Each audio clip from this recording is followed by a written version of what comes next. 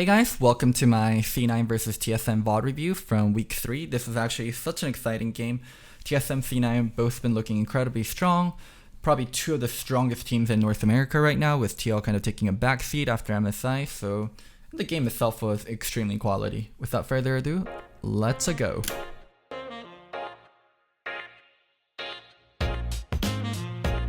Yuumi banned from TSM. Yuumi, just ban that champion. That champion is just too broken. Sona banned from C9, kind of surprising since I consider C9 a way better Sona Taric team than TSM, but I guess they don't even want TSM to have a shot at it. Seju ban also. Seju been rising up the OP list, and this is something that C9 has been doing a lot, where on purple side, they leave open the OPs. So Tony said in his tweet after the game that it was kind of spooky to draft against Reaper, as always, because, yeah, I mean, Reaper drafts in ways that you don't expect him to do. Sylas first pick, I mean, not much to say. One of the best champions in the game right now. I would say the three strongest champions are Sylas, Aatrox, and Yuumi. C9 with that Irelia reply, Irelia Gragas. The other OP in the game left up, Irelia Sylas, so taking the other one. And by picking Gragas, they're setting up for a Yasuo comp. Sivir Nautilus, this is almost like them knowing the Yasuo is coming and then picking Nautilus early. Because they could have easily gone Xayah Rakan, but Xayah Rakan actually suffers a lot versus Nautilus. Or not Nautilus, versus Yasuo. So deciding to go with Sivir Nautilus instead of picking Xayah Rakan. Yeah. And C9 completing their Gragas Yasuo. So C9 has actually played, I think, 3 games of Yasuo Gragas so far. They played once in Academy, or they might have even played twice in Academy. So they either played Yasuo Gragas 4 times or 3 times this week. So TSM should be very familiar and be very ready for C9 being able to pull out Yasuo Gragas. And also, when I talked to Broken Blade in an interview, he did tell me that they were ready for the Yasuo Gragas. Going with Braum here mostly means they're going to finish off with Lucian. Their comp is already complete when they have these 3 champions. So one thing that people might say is, aren't they all AD? They are all AD, but Gragas builds full AP, so usually you don't expect a lot of damage coming out from jungle, but when you do play this comp, like, Gragas is actually your AP source damage. That's why they're fine with this. And oh yeah, you're right, they picked Varus, not Lucian. They probably don't pick Lucian because they're versus Nautilus and Poppy, and it's kind of awkward to play Lucian in that sense, so picking Varus instead. Alrighty. And also, I guess Lucian's also comfort for Sneaky, but so is Varus. So let's talk about the draft a little. So the kind of weird pick in this game is Broken Blade on Poppy. Broken Blade very much a carry only player. If I do say one tank he does play is Poppy, and Poppy is the more fun tank, and Poppy's the tank that does a lot of damage, and she's good into Irelia, she's good into Gragas, she's good into Yasuo, she's good into so many of the champs in their team, because Yasuo, Gragas, Irelia all very dependent on mobility, especially Irelia and Yasuo. Poppy surviving in a team fight and using W cuts off Irelia and Yasuo so much. And TSM going with a classic team fight comp, and they have a lot of things that are good going for them versus this comp. As we talked about, they have champions that restrict mobility. Poppy restricts mobility with her W. Skarner restricts melee champions having mobility, because if you get close to Skarner, he will sting you with his tail and he will suppress you. Nautilus restricting mobility with his ultimate. They just have so many champions that play well into what C9 wants to do. Long as C9's not able to one-shot their members, like in a team fight, TSM should be the one coming out ahead. And also Sylas and Sivir going to be monster team fighters later on. Whereas C9 is very dependent on one-shotting people. Gragas Yasuo combo has potential to isolate and one-shot people, and that's what they're trying to accomplish. Their win condition is going to depend on team fight. They can 1-3-1 with Yasuo Irelia, but it is still very much a team fight comp. And welcome to North America. Pretty much the only thing we do is team fighting. This game had potential for a lot of side laning from C9, but everyone just kept going 5 mid anyways.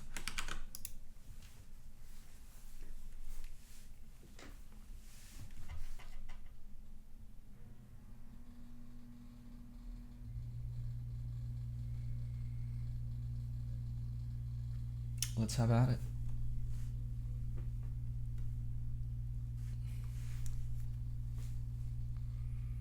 I love the new LCS graphics. The kind of like the moving letter stuff. Very cool. Very stylized.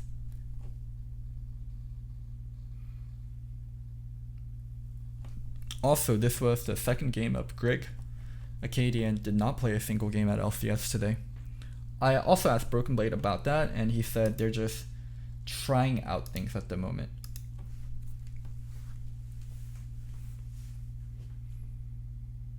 They're trying out a full week of Grig. What does it look like when we play a full week with Grig?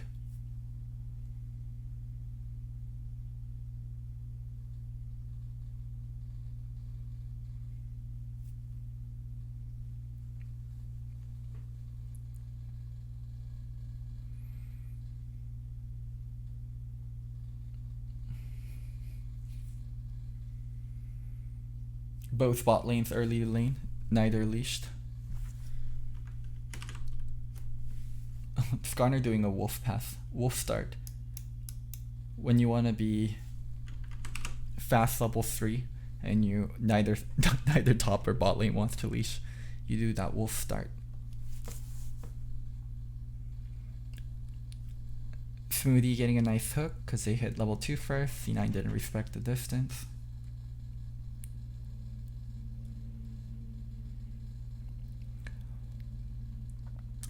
Push. Varus was such a little bit of an odd pick in my opinion. I understand why they didn't pick Lucian, but Lucian's good into Sivir, where Varus and Sivir are kind of equal, and like Sivir scales so nicely. Yeah.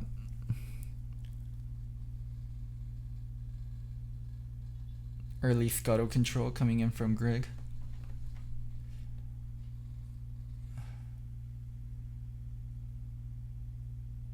Oof.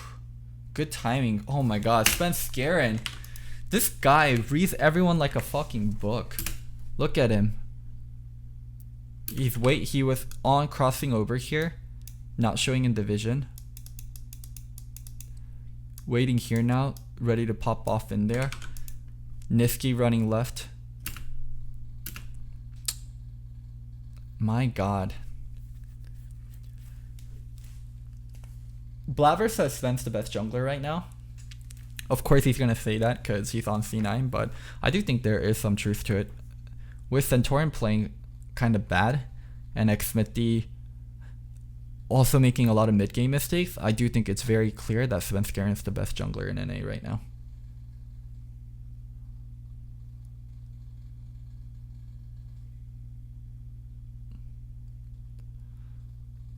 Irelia with Prio coming down. It's hard to be the best jungler when your lanes are shitty, so maybe there aren't junglers that aren't getting to show off as much, but the way C9 plays around Svenskeren and just how well Svenskeren plays, like Svenskeren is by far the best jungler. There's a lot of things that go together to make Svenskeren the best jungler. One is his individual skill, but another thing that's kind of overlooked is how well their map plays with Svenskeren.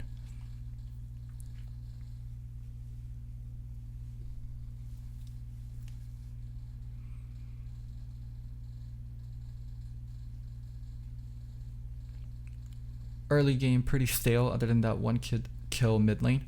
Once Gragas hits level 6, we're going to see a lot more. C9 don't have insane laners. What is licorice? Do you know that meme? You know where it's that one person that's staring like, what am I to you? That comment. C9 don't have insane laners, and then licorice just going, who am I to you? What am I to you?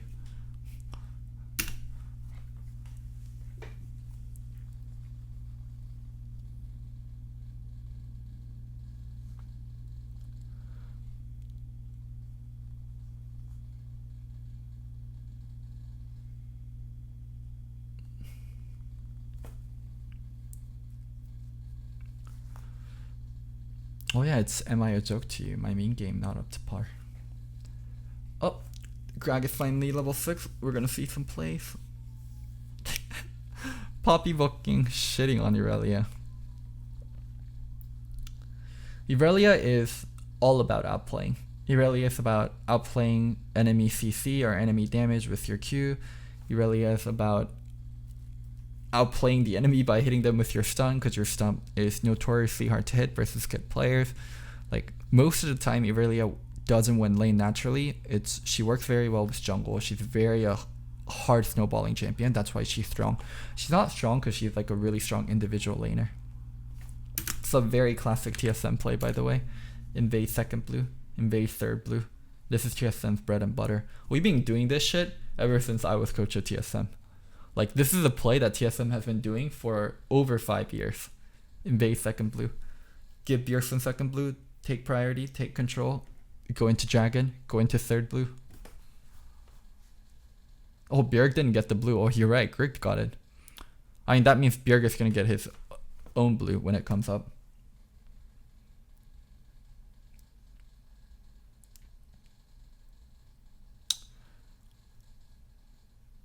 Damn, there's Dokla Poppy and then there's Broken Blade Poppy. Whoa, whoa! That is not normal. That is not something that should be happening. Fucking Poppy solo killing Irelia. Wow, this is actually so awkward for Cloud9 now. So once that kill happens, the Poppy Irelia lane changes for such a long time, and Irelia can never win the split push. So when she can't win the split push, she's a worse team fighter than Poppy. So you just basically become a worse version of Poppy. This is just going to come down to 1-3-1ing now. TSM can actually just play 1-3-1.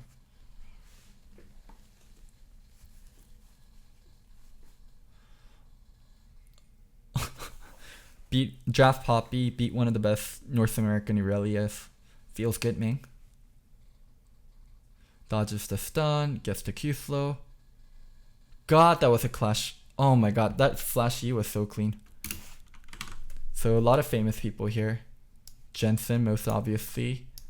Mo. Fedmeister. Yvonne. Lily Pichu. Looks like offline TV and friends came down.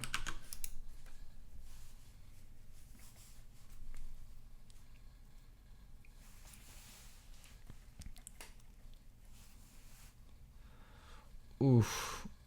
So C9's biggest, like, I mean, they're ganking top, but even before they were ganking top, I would say their biggest homework here is actually fishing the Irelia out of this shitty situation. And kind of, like, really bad on Broken Blade to play so far forward here and play so confidently. Because, one, enemy red is coming up, so Gragas is going to be topside. And two, your Skarner is bot lane, so you're not going to have your jungle. So for a while, like, this top side of the map is going to be really isolated, and it's going to be really shitty for you. So you kind of want to let the lane push in, even though you're ahead, and let your team play out the game properly, but he's playing over eager and playing so far forward. Damn, it was so obvious that C9 had to gank top. I'm surprised Broken Blade played so far up. And TSM trading 1-for-1 bot side while that was going on. If TSM played that bottom dive a little bit cleanly, or they just played towards top side and played with the Poppy that was ahead, this early game just turns out so differently.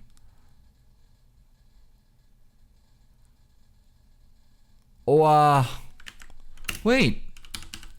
How did they kill the Yasuo? What the fuck? So 2-person knockup. And then 2-person knockup into insta-stun and death.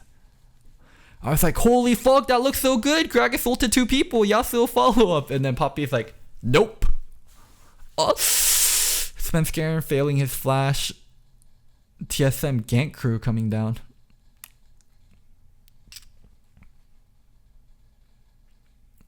Holy fuck, that actually turned out so bad for Cloud9. How the fuck did it turn out so bad? Okay, they're on Herald. Svenskeren has to run. Licorice middle up here. Wow, they just take so little damage. Broken Blade is actually so tanky, and Bjergsen has stopwatch, so he couldn't get focused down. And then flashing out right after. Wow, that feels so fucking bad for Cloud9. Damn, that was 3v2 after Broken Blade died there, but too tanky.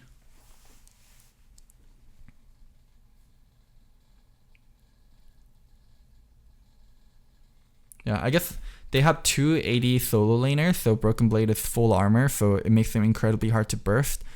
And Gragas doesn't have any AP items other than his jungle item right now, so not a lot of AP damage. So yeah, Broken Blade and Bjerg both extremely tanky because they have shitload of armor items, and it's the two AD champions on top of them.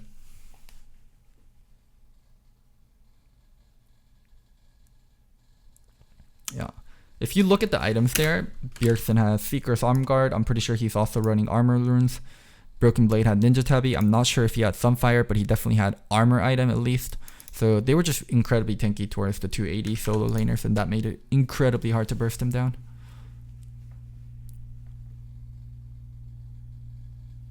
Laughs and Ninja Tabbies.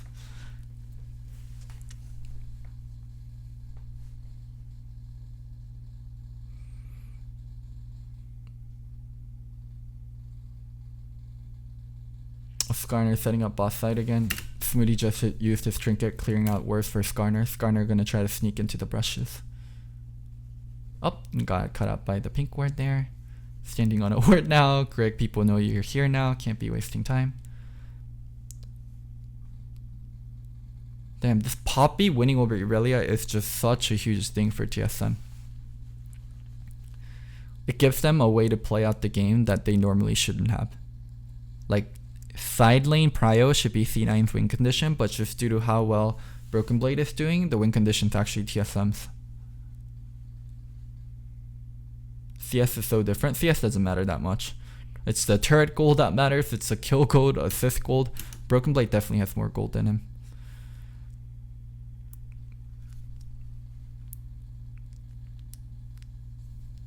Oh, TSM in really good control of this game. Their team fighting stronger, and C9 doesn't have a win condition in side lane. Next team fight, TSM should be able to take over. Poppy just going one armor item after another, 3 armor items in a row. Also, Gragas pretty behind.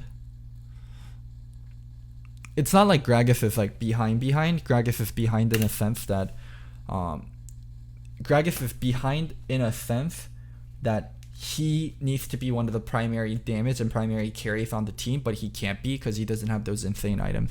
Also, another cute thing that TSM is doing here, they're putting Poppy mid. Poppy can wave clear decently with Sunfire and her Q. And she's also very unkillable. And Sylas can play the weak lane, while TSM plays this bot side as strong lane. This is your strong lane. This is like your neutralizing lane, and this is your weak lane. So TSM doing very nice lane adjustments to put someone unkillable mid. Like if C9 tries to do something mid lane, like the Poppy just lasts in 3 armor items. Poppy's just like, I have 3 armor items, motherfuckers, come the fuck at me. Also, another reason is probably Poppy doesn't have TP up, and Bjerg has his TP up on Sylas. So a lot of reasons. Something not very common, like seeing Poppy mid, but that's why they have it there.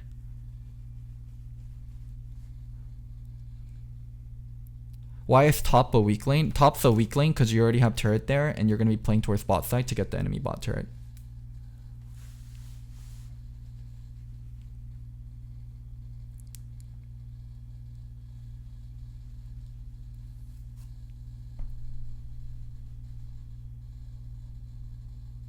Oh, nice dodges from Smoothie. TSM try to go for a ring gauge, not possible there. Oh, they're slowly getting turrets. Slowly, making that gold gap. Actually, gold gap has stayed pretty stable. Around 2k, 3k. Now this dragon fight is going to be really important. This dragon fight is going to come down a lot to mid control. TSM can push out mid all the way. They have decent vision already, and it's going to be involving side laners. TSM actually running 1-3-1 so much better than C9 is just due to how stronger their side laners are. Alright, let's see how this dragon setup comes down. Ooh, Zaban, not the right time to be basing, buddy. What about the dragon? Wow, C9 just giving up dragon all the way. Zaban recalled, so they have one less person on the map, but they're still giving up dragon so easily. I guess they felt like they couldn't fight it right now. Yeah. If you see the items, it actually is pretty telling. TSM has 2 items on Sivir. You got Phantom Dancer. You got, holy fuck, Essence Reaver and a BF Sword and a Stopwatch on Zben. Sneaky has Bork and Recurve. Bjergsen has Zanyas, Hextech, Protobelt. Yeah, I mean, Poppy has 2 armor items and a half. Like, TSM is just up in items.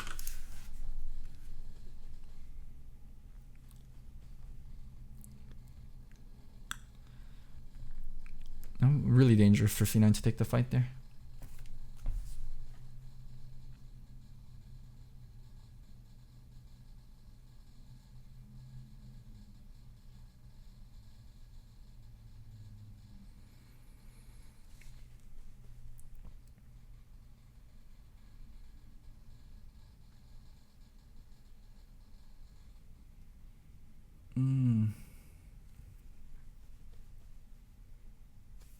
One thing TSM solo laners are kind of bad at though is Silas and Poppy are both kind of bad at solo killing the other person. Like Silas isn't a very good snowball split pusher. What Silas does is he gets priority and then he groups. Like Silas and Poppy are about getting prio and grouping. So TSM has to set up for a team fight. Like their big win condition is team fight. They can't win through side lanes. They can win through getting priority in side lanes, but ultimately it's going to come down to a team fight.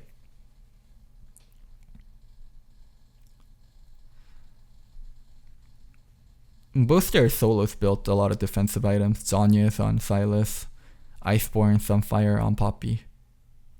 So even though they have priorities, it's going to come down to we need to group up for a team fight afterwards. Getting control around Baron, that's the big fight leading up. First C9 for them to have a shot. Kind of like something like insta burst on Sivir and one-shotting her, but she has stopwatch, so that's going to be hard.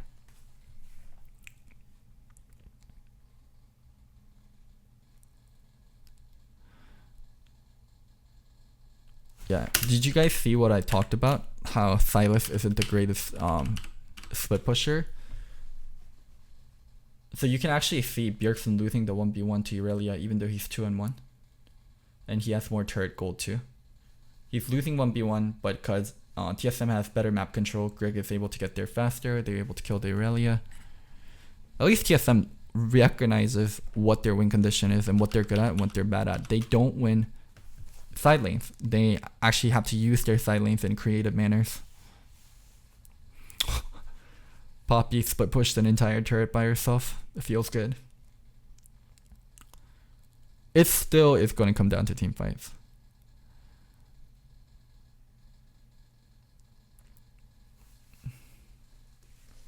Let's group it up.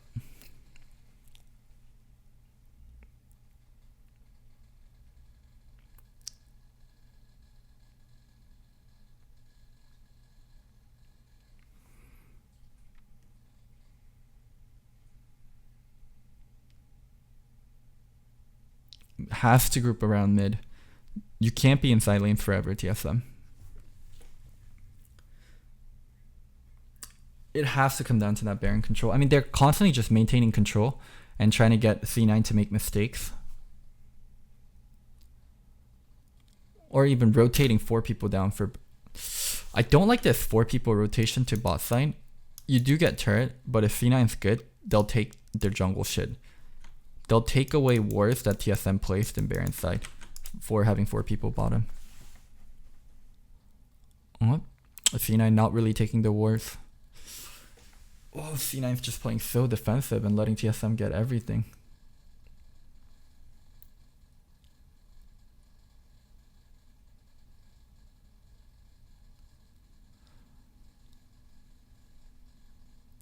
Okay, finally C9 clearing out wards from TSM.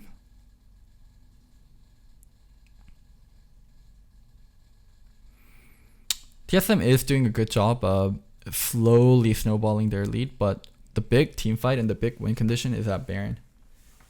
They can't delay forever.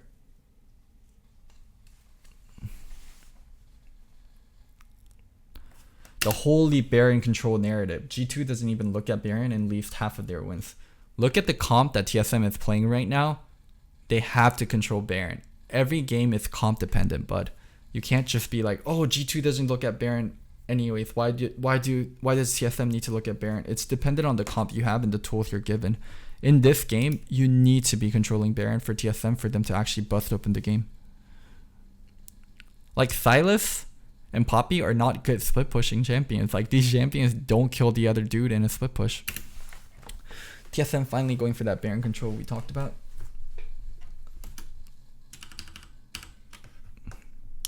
Poppy, oof, knocking away Braum from a fight. Starting the fight right away on Licorice. Wow, what the fuck? Poppy got one shot in that fight. How? Look at Poppy here. She's like, oh my god, the Verisk WQ. Wow, Poppy got one shot. And then Skarna insta-died. Oh, this is when Bjergsen saves the game. Watch this shit. E, auto, auto, E. He kills 3 people there. What the fuck did he do to kill 3 people? E, auto, Q, auto. Holy shit.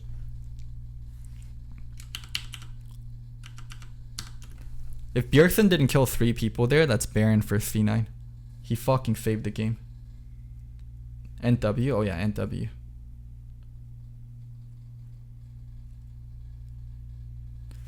God damn. 4v5, fight starting, people going on Poppy. So you get your armor cut when you get hit by Yasuo ult. Wait, is it Yasuo gets armor penetration or you get your armor reduced? Which one is it? I'm trying to remember.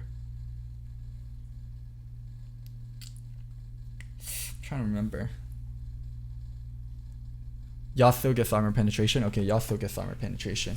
Not you get your armor cut. Yeah. Yasuo gets armor penetration. But it was mostly Sneaky's WQ that killed him. Also, this wind wall. Fucking wind wall. Zben did no damage in that fight. Now I look at it. 1 auto. Cancelled. Stunned. Cancelled. Zben auto 3 times. Oh, Braum now cancelling Sivir. Zben literally only got 1 auto off that was meaningful in that team fight. Everything else got cancelled. God damn, that was such a beautiful meltdown Poppy though. And TSM should never be in a position where they lose team fights. Especially when they're knocking out Irelia from team fights. Oof. C9's so good about actually going for that one shot. They understand this comp very well. They understand to win this with this comp, it's about one-shotting people. Trying to one-shot Bjergsen there, gets the knock-up, going on Bjerg. Bjergsen flashing up before he dies, gets the nice Braum ult. Broken Blade isolated because you use stopwatch. Damn. This is like what's so good about C9 and what's so dangerous about C9. They're very creative and they're also very well coordinated. They know how to run their comp. Sneaky missed Varus Q. Holy shit, I didn't see that. Let's see how he missed.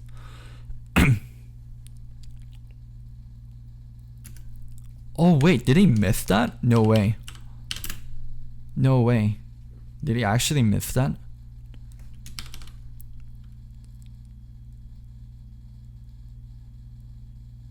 Gets knocked up. Oh my god, you're right. That was a WQ also. Holy fuck, Bjerg would have died. They kill Bjerg there. Poppy's in the fight. They kill Poppy. It's 3v5 again with 2 major carries dead. Holy shit, that might have been like a game-losing mistake. They could have killed 2 people and then done Baron.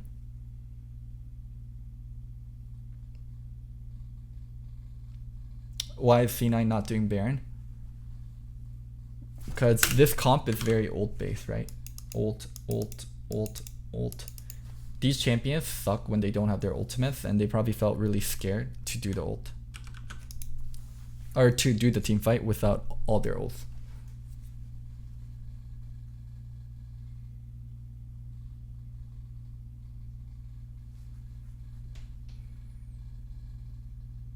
Damn, this is a game of interest though. Sneaky hitting that Q on Bjerg would have meant C9 getting Baron, and C9 getting Baron shifts the game so much.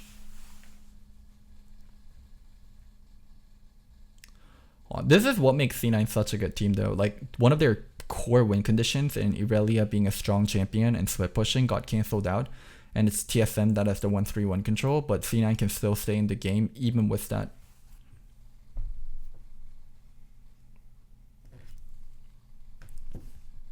Oh, this Poppy split push win condition not happening. Alright, let's slow play this. Got the Varus ult on Braum, doesn't mean anything. TSM going for that mid control.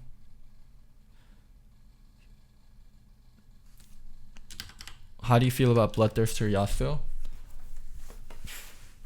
I'm guessing you have to go Bloodthirster on Yasuo if you want to be able to survive in this kind of team comps. I can't imagine any other reasons other than going Bloodthirster Yasuo. You need the survivability and you can't build straight damage. Because every Yasuo wants to go Fan and Dancer IE or Shiv IE. No Yasuo in the world wants to go Bloodthirster. Every Yasuo wants to go Shiv IE.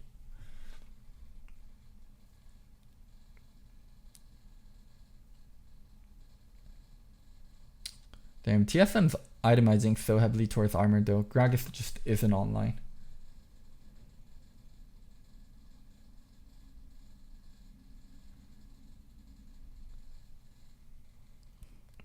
Poppy walking up front.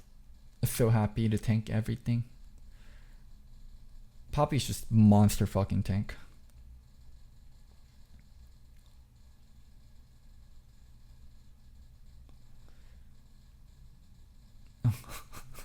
Just ARAM it up, boys. Poppy doesn't have teleport. Oh, whoa. What's going on here?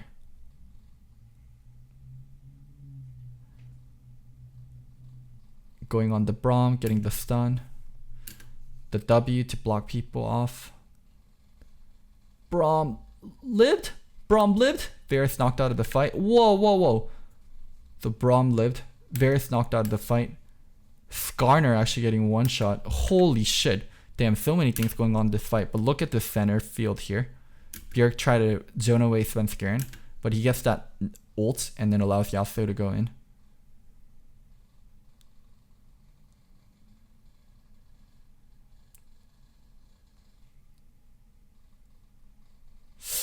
Damn, holy shit, this fight. Right now, it's so crucial. It's 1-for-1, right? Smoothie really low, Braum really low. Like, the fight is kind of equal. The key turning difference here is, look at Zben. Zben doesn't get hit by this Nado. Zben doesn't get hit by this Q. Zben could have insta-died. Oh, he did get hit by the Q. But he could have insta-died here. Oh, Bjergsen got stunned as he's going in. E to dodge out Niski. Hits the ult. Then just so many things went right for TSM and so many things went wrong for C9. This was like a game of inches. Broken Blade one-shotted Varus. Oh, there's so many things. Broken Blade flashy one-shot Varus.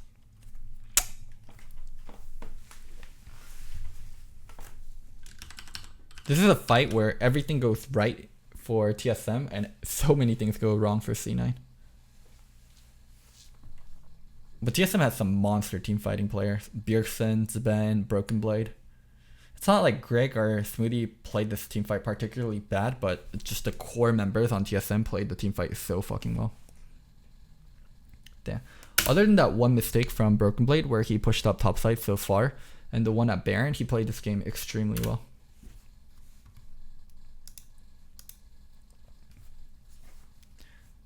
A winner is you, TSM.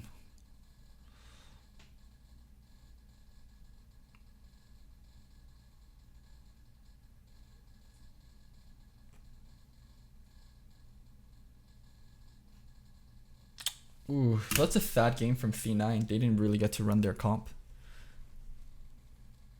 This comp is a lot about having like burst potential and being the first ones to kill someone. But because C9 got behind early, they don't have a foot push win condition. Also, TSM stacked armor so much.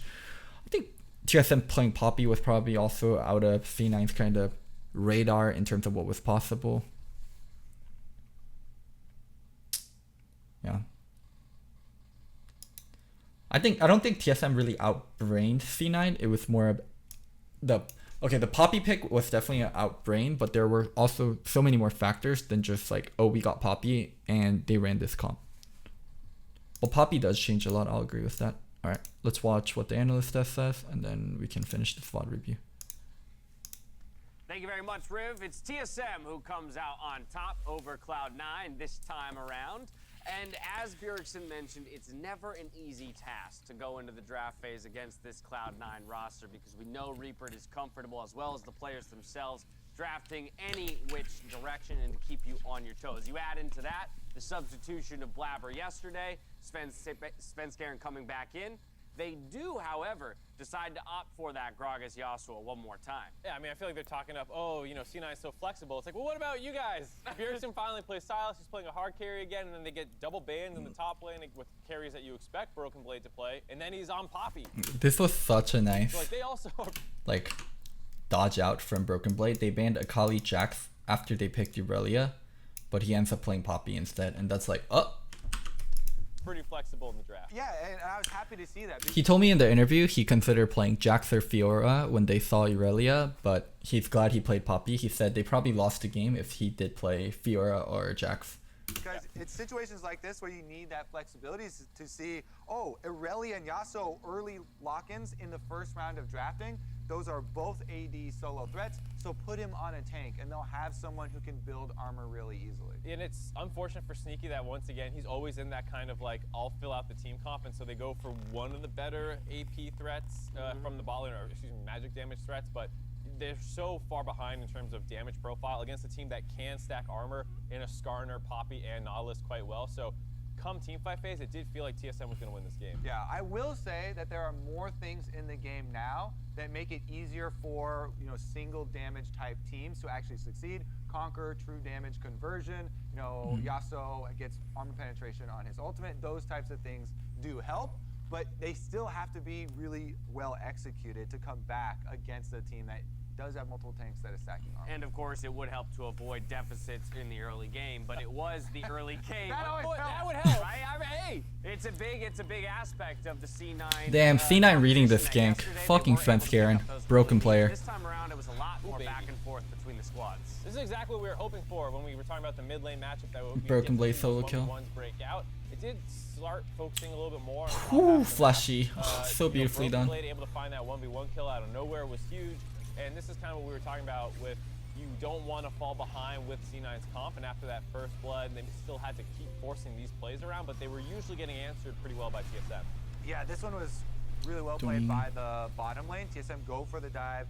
Sneaky flashes super far out of range so that he can that pivot Q. and turn around with the arrow to get a counter kill. Damn, this was just so fucking troll because, like, from C9's perspective, we knocked up 2 people. Yasuo gets the ult. Irelia's gonna go on everyone. And then one person stopwatches and one person is, like, so much armor. Make that big play. This is the turning point for the entire game. Bjergsen in his interview was talking about, yeah, our big early lead. This was where that lead all came from. They absolutely wiped them on the top side of the map.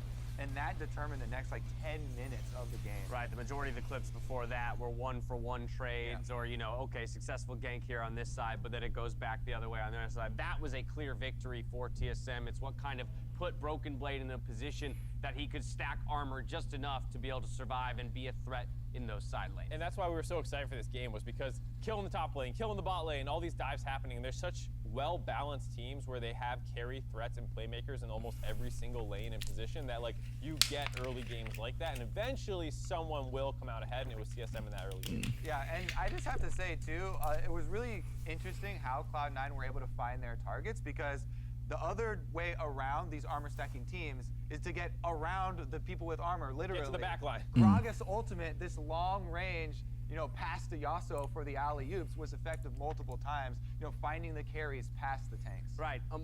Again, going into the mid-game, we did see an example from 2 of our top teams in the league of how, regardless of gold lead, both aren't willing to surrender, right? Cloud9 kept...